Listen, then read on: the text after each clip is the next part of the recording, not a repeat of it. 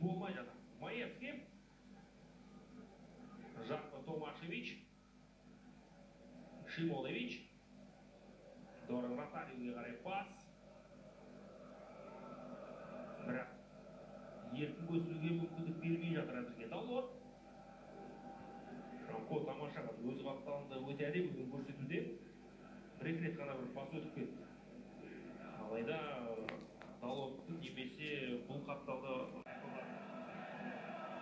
Ну что ж, заработали угловой, это хорошо. Постников, Томашевич пошли вперед. Главное, что при случае они успели вернуться в оборону. Потому что Манчестер Юнайтед так, в принципе, бегущая команда. С этим составом они могут убегать в контратаку на раз-два. Мяч остается у Астаны. Томасов пошел в обыгрыш против Далота и благополучно мяч потерял. И вот теперь нужно идти в оборону.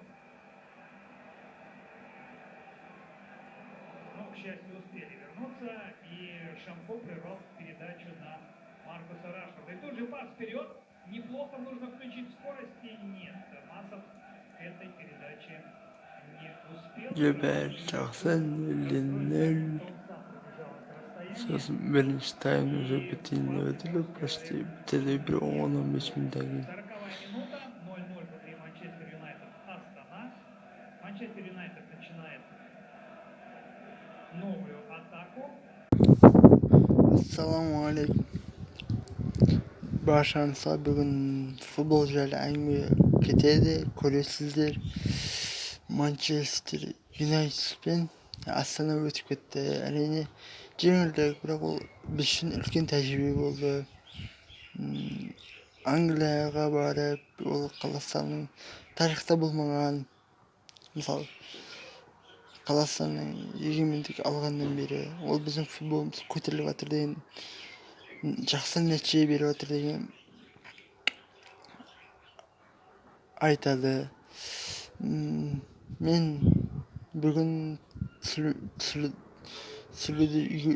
ұйғарған себебім неде орысша айтқанда решет.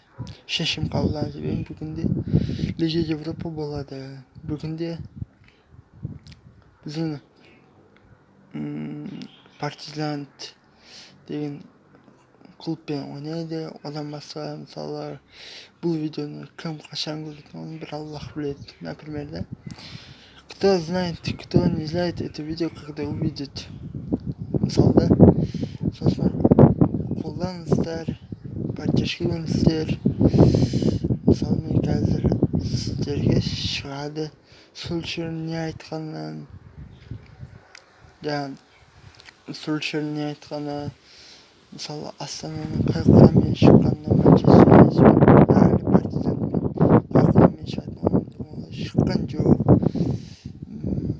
Мысалы, сол жарайды, ол Манчестер енді мықты команда, иә. Английский премьер-лигада ойнайды, ол сөзсіз. Қазіргі таңда олар бұрынғыдай жақсы ойнамаса да, қазір есе оларда жаңа не дейді, өзгеріс, жаңа бұрылыс, жаңа ойыншылар, молодежьлар келіп жатыр.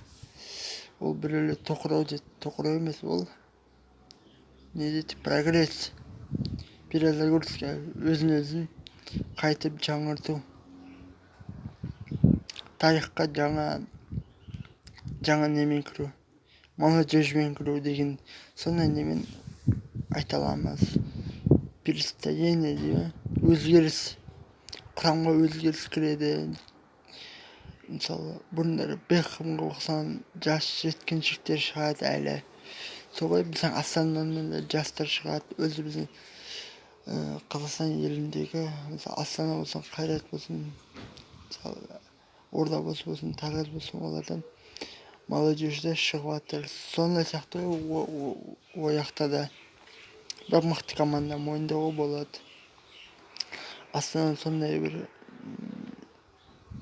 не дейді, мықты квартетке түсті деп айта аламын. И ол квартеттен шыға ма, шықпай ма, оны бірақ білмеймін, бірақ әдемі ойын көрсетеді деп ойлаймын. Жалпы Соған айтатыным болейте, жанкүйер болыңыздар. Мен қазірше іші біршілікті айтпаймын, бірақ Евро кубокта ойнайтын, ол Лига чемпион болсын, Лига Европа, әйтеуір сыртта ойнайтын, мысалы біздің ол Астана болсын, Қайрат болсын, Ордабасы болсын, ол неме ізденші, мен бірақ ол командаға болеть қыламын. Мысалы сырттағы көбірек Лига чемпионов, Лига Европада ойнайтындарға мен көбірек болеть қыламын. Сіздер де сөйтіңіздер. Боштық мен айтулар да мүмкін, бірақ мен сіздерге айтатын елдің намысын сыртта көрсету, басқаларды өзіне көрсету, біздің ертеңін жас ойыншыларымыз шетке шығып, шеттен тәжірибе алмасып, шетке барып ойнап, өздерінің тәжірибелерін жинап, сол тәжірибелерін елге алып кету, ол мықты болады. Сіздер сол жағын ойлаңыздар. Ол біздің футболымыз әлі көтеріледі, сол жағын ойлау керек. Біз оған сеніммен, довериемен и өзіміз атсалысуымыз керек та. Мен соны айта аламын. Тағы не айтайын? Сол енді жаңа видео шықсын десеңіздер, әрбір Қазақстандағы не жайлы, футбол көтеру жайлы бір мәселе болатын болса, бір нәрсені анықтау керек болса, бір жазыңыздар, комментарияға жазыңыздар, ойларыңызды қалдырыңыздар, пікірлеріңізді қалдырыңыздар. И главное, бүгінгі ойын қанша болып бітеді, кейінгі мысалы Манчестер Юнайтед басқа командалармен ойнағанда счеттары қандай болады, мысалы 1-2 ма, 1-3 па, 1-4 па, Астана жеңе ма, жеңіле ма, Астананың мүмкіншіліктері қалай. Мен өзім қатты мәліметке ие емеспін. Мәлімет білетіндер мәлімет айтып, астына комментариядан жазып, пікірлеріңізді қалдырыңыздар, каналға жазыңыздар. Бастысы ұмытпаңыздар. Жақсы нәрсе мәңгілік қалады.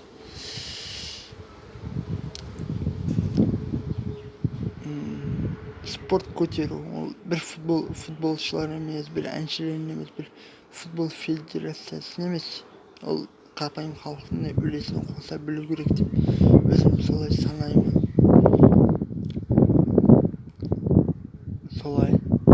Сол каналға жазыңыздар. Мен өзімнің инстаграмымды сіздерге астына комментарияда қалдырамын. Соған подписаться болыңыздар. Мәлімет алатындай қыламын. Адам көп болса әрине. Қазір менде 111 адам бар болса, соның бір 1000 адам өтсе, оның ішіне көптеген мәліметтерін саламын. Сіздерге көбірек мәлімет табуға тырысамын. Құдай қаласа басқа клубтар жайлында сол жаққа барып түсіруінде амалдарын жасаймын. Каналға жазыңыздар, комментарий жазыңыздар. Ұнамаса лайк, ұнамаса без лайк. Пікір қалдырыңыздар, главное.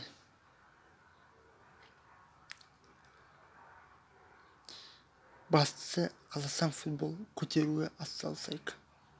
Сау болыңыздар, аман-есен болыңыздар. Кейінгі көріскенше деп қаламыз.